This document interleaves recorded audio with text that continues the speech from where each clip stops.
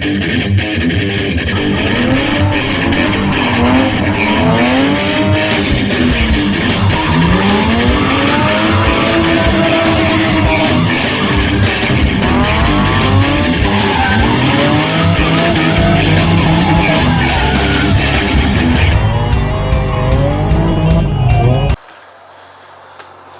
guys and girls, we're back again with Miata. And so what I'm doing right now is I'm taking the axle bolts out. And they're 14s, I've already took them off. But the studs, you have to get those out. So you want to take a nut and run it up there just about flush with the end, where it's just about the face of it's flush with your bolt. Give it a whack or two, and then back your bolt off, or your nut rather.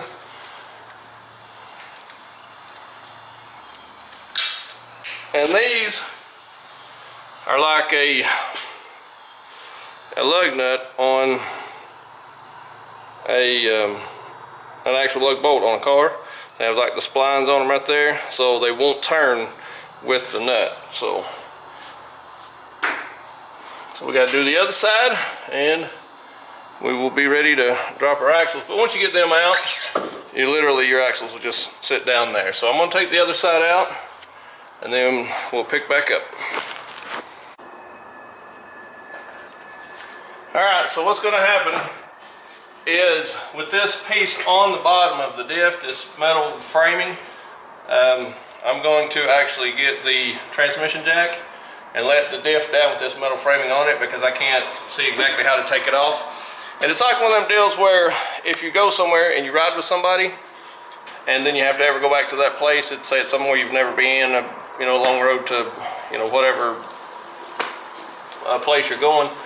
But if you drive, it's like you retain that information. So if you had to go back, you could, with you driving, you could find it easier than trying to remember, and you rode, maybe you don't pay as much attention when you're in the passenger side or something. But for me, if I do the work without watching a video or going, somebody showing me exactly how to do it, I retain it better if I have to thumb through it and try to figure it out on my own and try to just work everything out, So as far as that, that's why I don't watch a lot of videos until I just get stuck and I can't figure something out, or I feel like I'm going to break something. So I don't want to damage anything, so I will if I need to. This is all bolt work and stuff, so it's pretty basic as long as you don't pull any wires loose on like the transmission stuff. So yeah, so that's why I don't watch as many YouTube videos just trying to do it. So all right, here we go. All right, so there's a 17 millimeter, I think it is, yeah, 17 on each side. And I didn't have to really strap it down, but it's just me by myself. I've got the axles kind of up here in the way. I just want to make sure I don't end up in a bind. It's not going to be super heavy, but it's going to be awkward with the other piece on. And so we're going to go ahead and pull it. At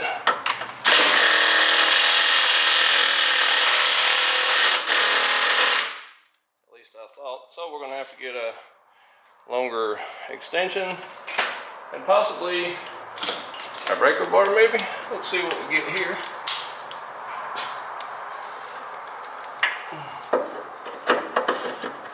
Maybe just a cheater pipe, we will call it. So go in like that.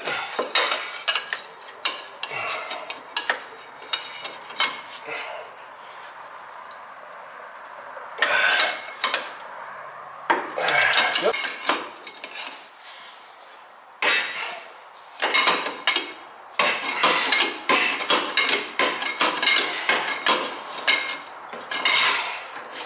And maybe now our impact will work.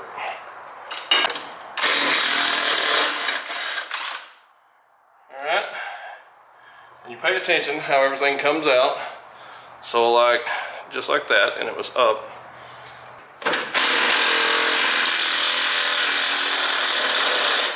There we go. There's the other side, same thing. And see, that's what goes up on them two bolts. The two bolts are somehow hooked to the frame itself.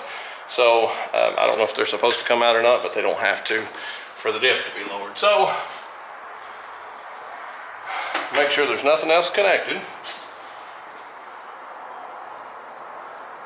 Doesn't appear so.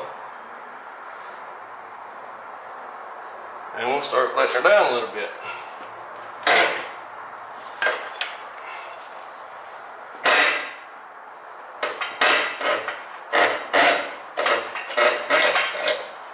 Okay, now we get our axles out of the way. Somehow, maybe. Well, let's keep coming down.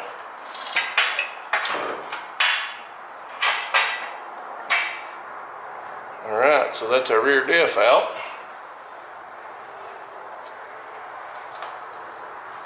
I'm gonna regret letting it all the way down, because then my work just getting started, having to jack it back up to put the thing on the transmission here in a little bit. But I'd like to get the diff out and get it cleaned and ready to be welded tomorrow. This deal was sitting there. So the top two pieces, I got those out. They have like a spline thing on them, like a lug nut would have. Just like the, what you call them, the axle bolts. So got those popped out. So the thread's actually in these pieces. So when you run those long bolts up, these two have to be on top because the threads are in them. Okay, so the bottom one, this piece actually had a sleeve in it. So this piece right here was into this one, and then there's block was on top of that. So you'd have to assemble that, slide your piece on your metal frame, and then knock your bolts these. So imagine aluminum, this piece is here, so you'd put these in there and pack them down in there, and then put the bottom, you'd pack this one up in there. That would hold it in place to then install your bolts. So that's why it wouldn't come out. It's because those top ones had these like gear threads in them where they bind up like a lug nut would on both of them. So they weren't like rusted in because they're actually aluminum, and I guess that's the reason that's aluminum, is to keep those from getting stuck. So if you're doing one of these and you're watching the video, that's pretty much the layout. There's a bolt that goes in this and this. So what I ended up doing pretty much is just prying this one off with my screwdriver. Got it to let go finally, just enough to get off of the end of this. Actually runs all the way through and lands in this one. So I got that not all the way off, but you know, enough off to where I could put my screwdriver in it, push it.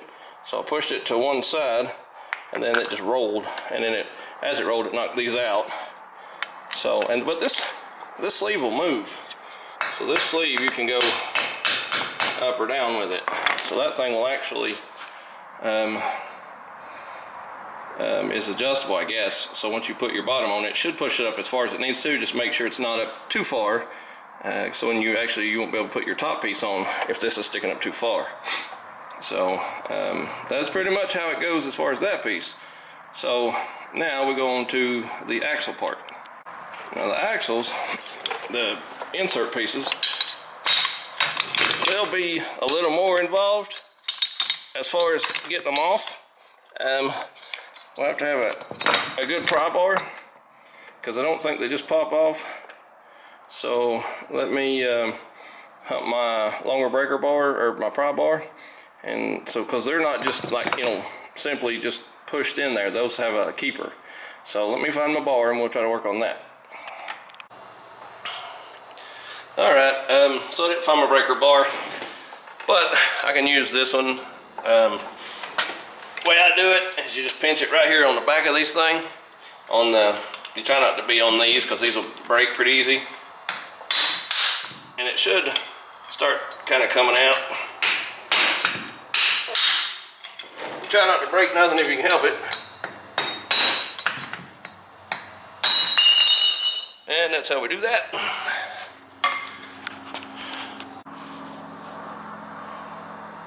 Okay, so also on these dudes, you need to pay attention. This one, I do know that one side is longer than the other. I think the right side is the long one. There's two, and this being an actual LSD diff, pretty sure it's the right side. But when you take them out, keep them separated. And this is on any car, because if one's longer than the other, you're not fighting it and you're putting the wrong one in the wrong side. So until you get them both out to see if they're exactly the same, keep them separated. So I know this is going to be my right side, so I'll separate it. Okay, and on this one, my left side,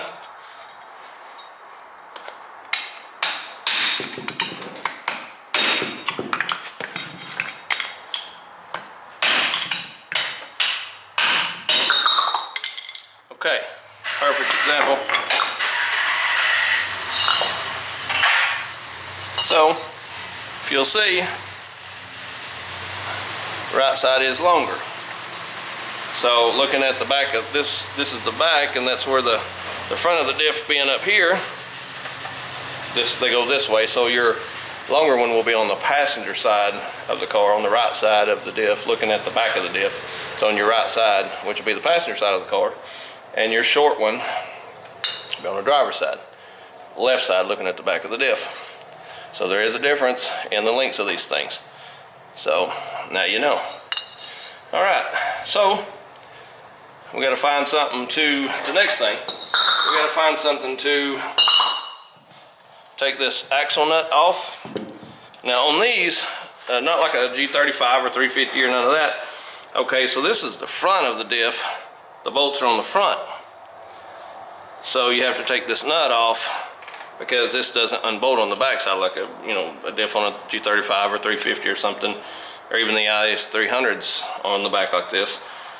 So you have to pull that nut off and unbolt these. So I got to find a socket for that. So, all right, here we go. Ends up being a 26 millimeter is what fit it for me.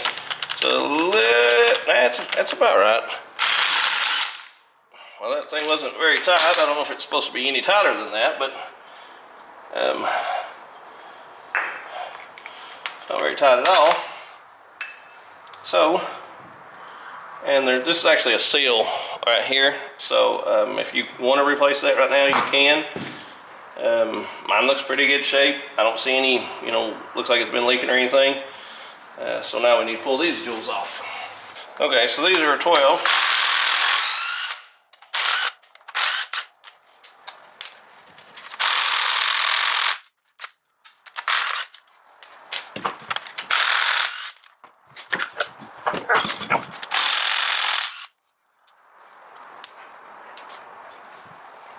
There's one back in here, so it'll be a pain. I'll get ready for that.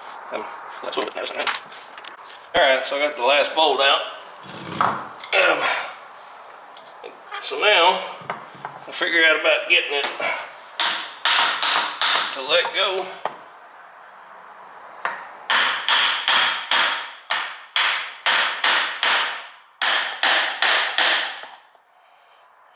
You don't want to hit on the edge of this seal right here, you'll mess it up.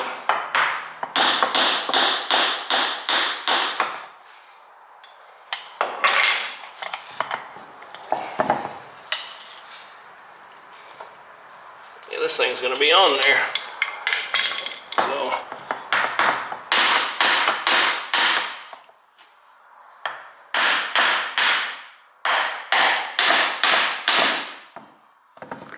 there we go.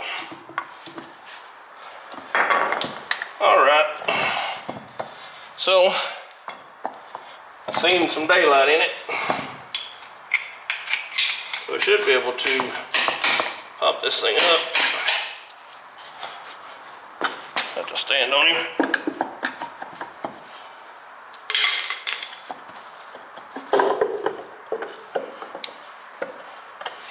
All right. So this thing's pretty nasty. Even though the fluid looked good, this thing's actually pretty nasty.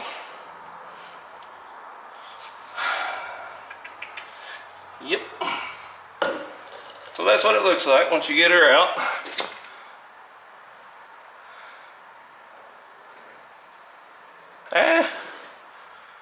Doesn't look horrible, I guess, once you dig in there, but it looks like it's been burned or has a lot of miles on it, one. So now to brake clean everything and get ready to take it to the weld shop. So, all right, I'm gonna work on cleaning this jewel up. We'll go from there.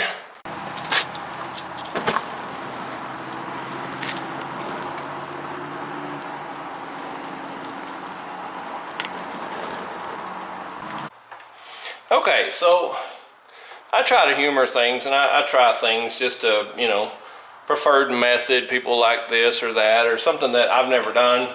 And so, you know, I'm not afraid to try new things. Well, pretty much where I'm at with the lighting the rear diff, it just burnt my seal up, smoked the whole diff up, and it's still oily. Now it's just oily and like smoked up. So with just straight brake cleaner, I can get it 1,000 times cleaner, and I use probably just as much brake cleaner, and I don't have all the fumes to deal with that, you know, setting this thing out on fire out in the parking lot is involved with it, you know. So me myself, I'll probably continue to do as I normally would, because now I have to buy the seal, the pinion seal, and I took the front cover off, I meant to say, because it's got a urethane, the actual nut on the front of the transfer, or the rear diff. It's got the urethane plastic locking piece on that actual nut on this one. I don't know if that's standard, but it looks like an aftermarket bolt to me, or a nut, because I don't think these would have come out factory with that. But it's got a like the urethane style locking nut on it, so had I left it on, it would have just melted all the insides of that. And so I should have probably took off my seal, but it's one of those where if I took it off, I wanted to replace it. But honestly, all that did was just smoke up the whole diff. Like, it's completely covered in soot now, and it's still just as oily and greasy as it was, except now it's covered in soot. So yeah, I'll stick to what I was doing with just a standard brake cleaning. It's just not for me. So that being said, I'm gonna start cleaning the diff like I normally would, and we'll get it ready to weld for the guy tomorrow. All right, here we go. And just the standard process for me is just soaking it down.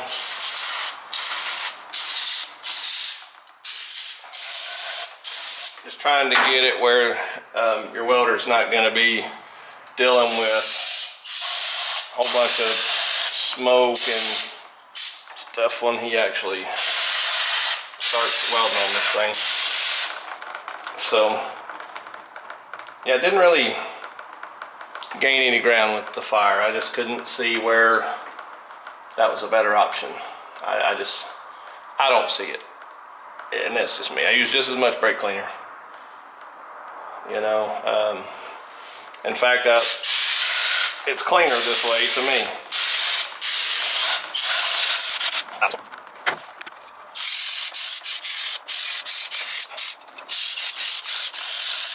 This diff actually rolls over pretty easy. I'm really surprised.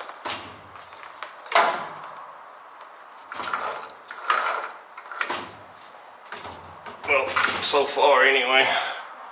Guess that's where it's catching on the locker, where it's got to take the other side with it.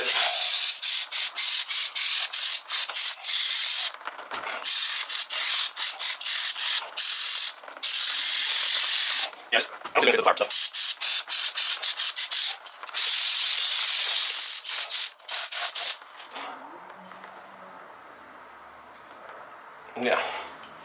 Yeah, I think I'll just stay with this method. So, again, this was just a little bit, so really a can and just a little of another one. And once I get it welded, I'll use about at least another can cleaning the debris out once it's welded. But I just don't, works for me. This works for me. So I'll continue on with this instead of the other stuff. All right, here we go.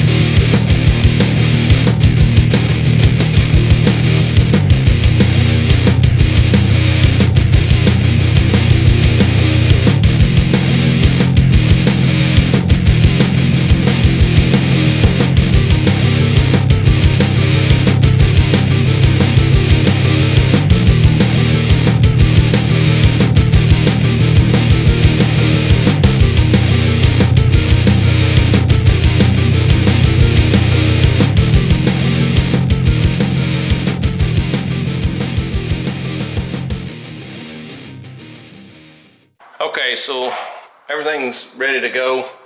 The diff I'll take with me tonight. I'll drop off at the weld shop tomorrow. I've got the axle pieces clean, the inside pieces. The rear cover's clean.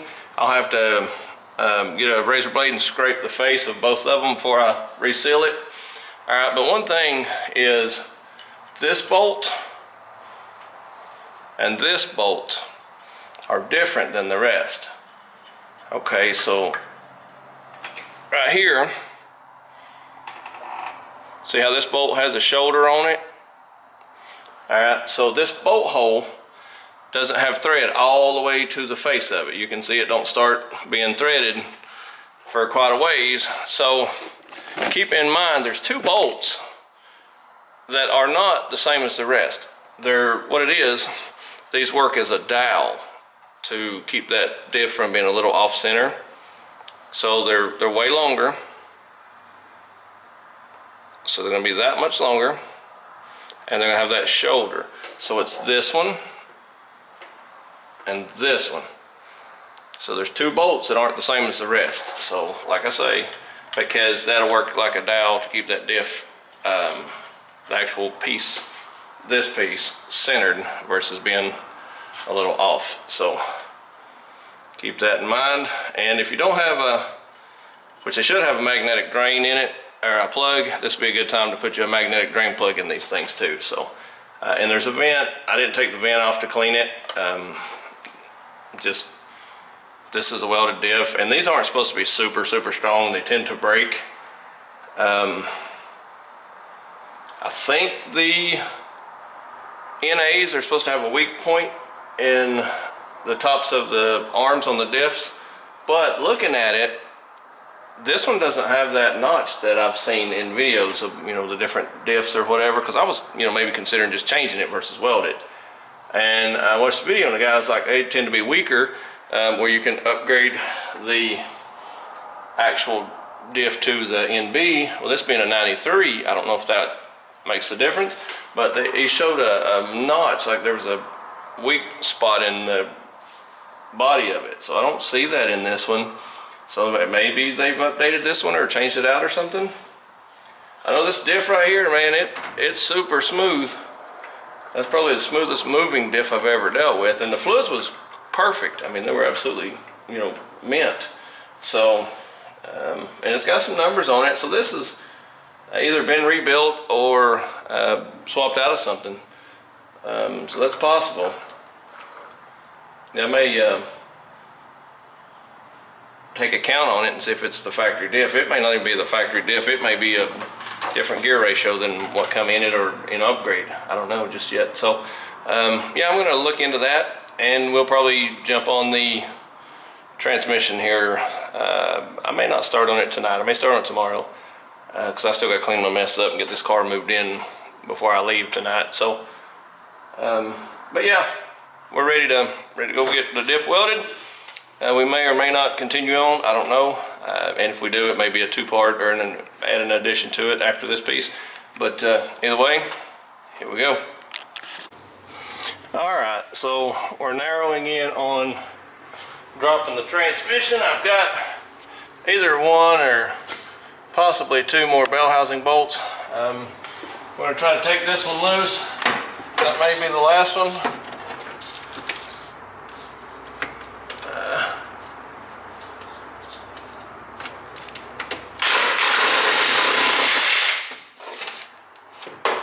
That one should be loose, but on this side there was two with a nut on the back. One, I think one was the starter though.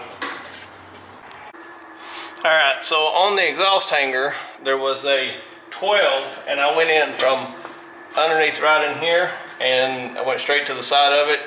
It was rusted up, but it come right out. You may want to PB blast that before you try it, but for me it came right out. And then on the other side I had another 14 that I had missed. I guess that's the other starter bolt. But I think after that one, it looked like it was, that's the top 17.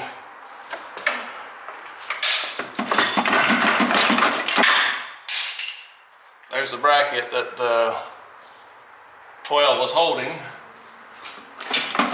So we're coming. I think we're,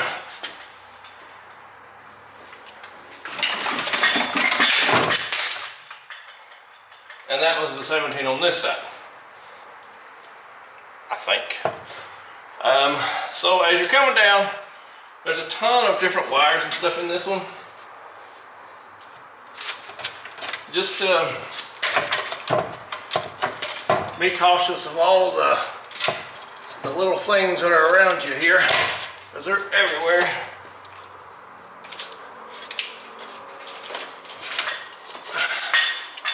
I am going to try to pull this exhaust loose once we get the clutch changed. Once we get all this out, I'll try to get that exhaust took loose, and we'll, because I didn't want to try to fight it in that position. So I wanted to try to, if I could, pull the transmission without pulling the exhaust, because I was afraid if I started stripping it or broke it or something, I would rather be able to try to get to it versus fight it the whole way. All right.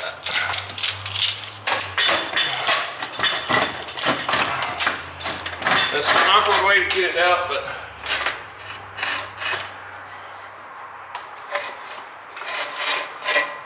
that keeps it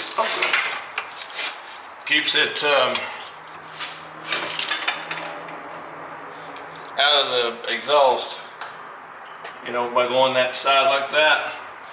And now I can get to the exhaust. So the top of the gear shifter is dumping a ton of oil. I would have thought it would have had its own oil up in the shifter, but that thing's full.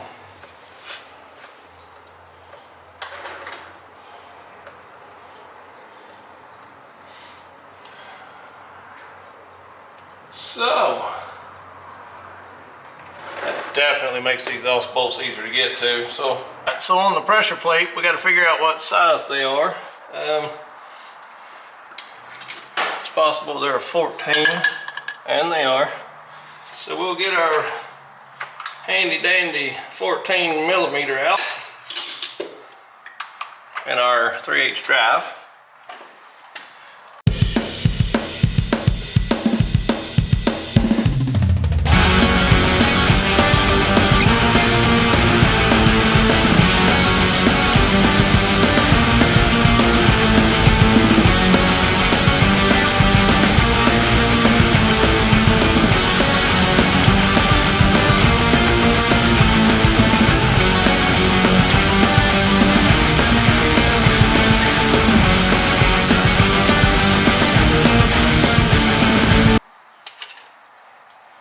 Yeah, this clutch don't look worn like at all.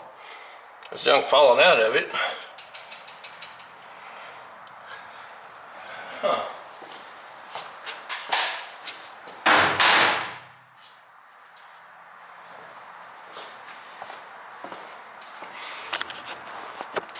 looks like the same clutch.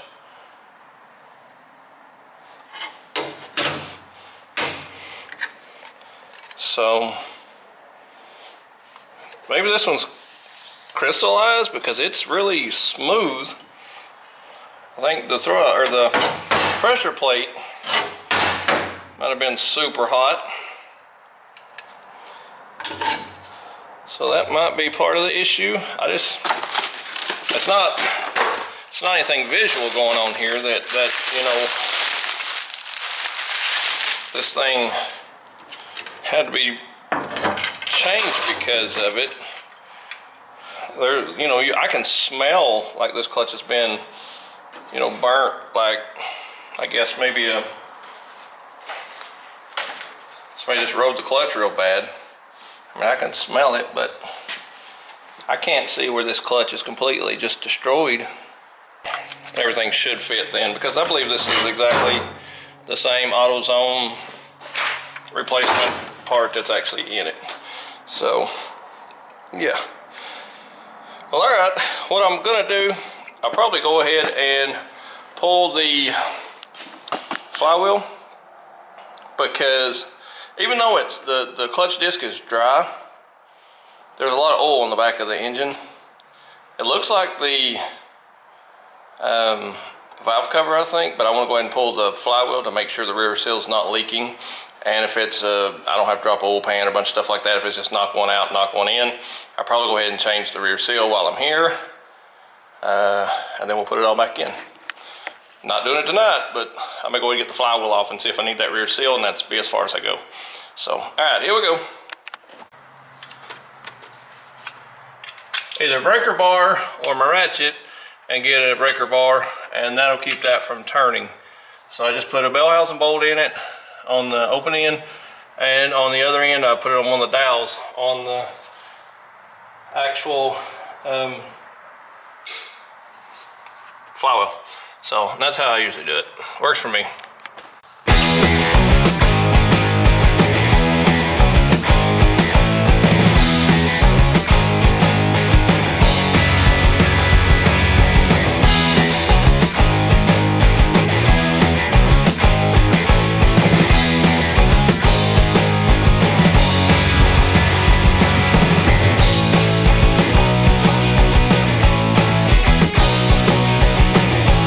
Okay, so as I'm comparing everything, I got to looking, this pilot bearing is bad. It's dragging real bad. It still turns, but it's got some drag to it, so it shouldn't be like that.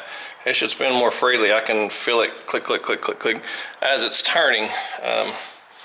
So I think that was, you know, definitely bad. So it's not a total waste of time. But I think the rear seal's good. I think we changed the pilot bearing. The throw-up bearing, I haven't checked it just yet. We'll pressure wash that transmission tomorrow. Pilot bearing, I mean, there's no noise. There shouldn't be any noise. So it's definitely bad. I'll compare the throw-up bearing, at least see if it's the same, so that way we'll know. But I think change that. Pressure wash the transmission tomorrow. I think we'll be ready to put it back in. I don't think the seal needs changed, or the rear seal. In my opinion, I don't think. I'll consider it though. But all right, here we go. All right, so it's the end of the day for me. I didn't get in the shop till late anyway, but I got the transmission out. Got it ready to be pressure washed. Got the rear diff out. All that. Got the clutch kit out, ready to be changed over. Got, it's dark under there, but I got to pull my 240 back in. This thing here is ready to start having the welded diff put back in, the new clutch, and we get her back together. She might make it to the drift track this weekend. I don't know. She may go in my 240 sit at home this weekend. I don't know. We'll might have to see. I don't know though. I've been wanting to drive that 240, so S14, if you will. Let's call it S14. That's what everybody wants to call it. Let's call it S14. The S14. May or may not be at the track. I think it might, but might have options here. But either way, that's it for today. Appreciate you guys watching the video. Like, subscribe. You know the routine. All right, guys. Here we go. I'm feeling high.